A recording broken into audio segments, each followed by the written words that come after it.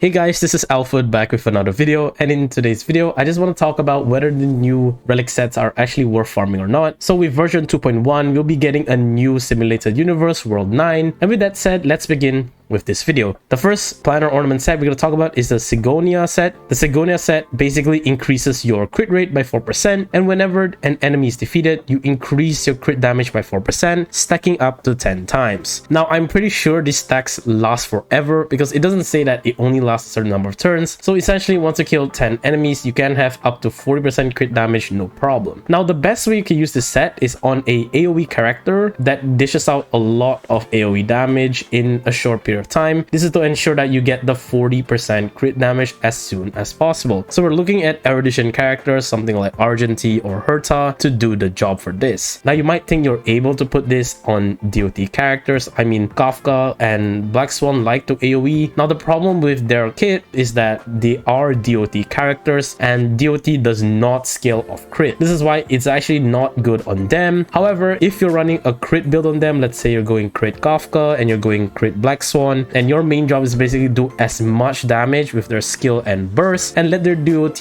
kill the opponents. Technically, you can use this set on them. However, I strongly do not want to run this set on them. Now the question is, how good is this set compared to the other crit rate planner ornament sets? Now at the moment, there is two other crit rate sets. The first one is Inert Cell Soto. This increases your crit rate by 8%, slightly higher. The drawback is that you only increase your ultimate and follow-up damage by 15% once your crit rate hits 50%. Basically, it's quite simple math. If you get 40% increase in crit damage, it is actually so much better than this 15% ultimate and follow-up attack damage increase. It is a more general buff than just buffing your ultimate and follow-up attacks. Needless to say, you still need to hit 40% for it to be stronger. Now, the average you probably will get maybe around 5 stacks, so let's say 20% crit damage, but it's still already better than this. You are probably getting more than average every time you run this set, especially in the pure fiction, so it's already better than Inert Cell Soto. Now the other one is pretty interesting, is the Rutilan Arena set. Rutilan Arena increases your crit rate by 8%, but instead you have to reach 70% in order to increase the wearer's basic attack and skill damage by 20%. Then again, the new Sigonia set, increase in 40% crit damage is just insane. Now obviously, if you have better sub stats in the Inert Cell Soto or Rutilan Arena, you should use them over the new Sigonia set. But if you're planning to run the new Sigonia set and you're planning to farm them and have good substats, I believe this is actually better than the Rutilan Arena or the Inert Cell Soto. The only drawback is that you need to take note that this set is mainly for characters that you want to run in pure fiction, like your area of effect characters, for example erudition characters like Herta, Argenti, or Himeko. These characters can use this set very well. Alright, moving on, let's talk about the second set which comes with the Sigonia set, the Izumu Gensei set. Now this set increases your attack by 12%, and when entering battle, if you have at least one other ally in the same path as the wearer, then you increase your wearer's crit rate by 12%. Already, this is super scuffed. Take note, it's actually path and not type. In terms of the condition itself, it's super rough because right now how the game is structured is you want to run different paths in the team to help buff that one path, for example a destruction path or a hunt path, to maximize their damage. So you want to slot in preservation for defense or abundance for healing. You want to slot in harmony to ensure that they do enough damage. So it's already very hard to run this set because you need to have the same path. Now the only two paths that synergize well with each other is A, destruction, because destruction just does damage to each other, and when you do damage to each other you'll be doing more damage to the enemy. And B, you can also run on nihility because nihility characters, especially when you pair them with Kafka, just synergize very well. Now the reason why you can't run this with nihility is, like I said earlier, nihility DOT does not crit, so already a very bad start. And number two, there are better planner ornaments for nihilities, so you wouldn't run this set. Now would you run this on destruction characters then? Well, you can. There is one very good team, the Tsingyu Blade team, where you just run both of them and they'll be doing a lot of damage. But other than this team, there isn't any other team that wants to run this set at the moment that I can think of. So right now it is not a good set to farm for, but you can definitely probably farm this in the future. Maybe there are like DPS abundance characters in the future, then you can run like 2 abundance character in the same team, but at the moment I strongly encourage to not farm this set. It's not that good. So overall, if you want to farm this new world 9, the Sigonia set is very good for your erudition characters that want to carry in pure fiction. I would steer clear from the Izumo Gensi set. I wouldn't really farm the set for a specific character, but obviously if you're going to be farming this new planner ornament, you'll eventually be getting the Izumo Gensi. Thank you guys so much for watching this video. If you like this kind of video, please do leave a like. It shows me I should do more. Comment down below whether you'll be rolling for this new set, whether you'll be putting your Trailblaze power in this set. Check out my previous video where we'll be talking about whether or not you should be rolling for the new characters coming out for 2.1. And finally, do subscribe. I promise we'll be doing more of this in the future. And with that,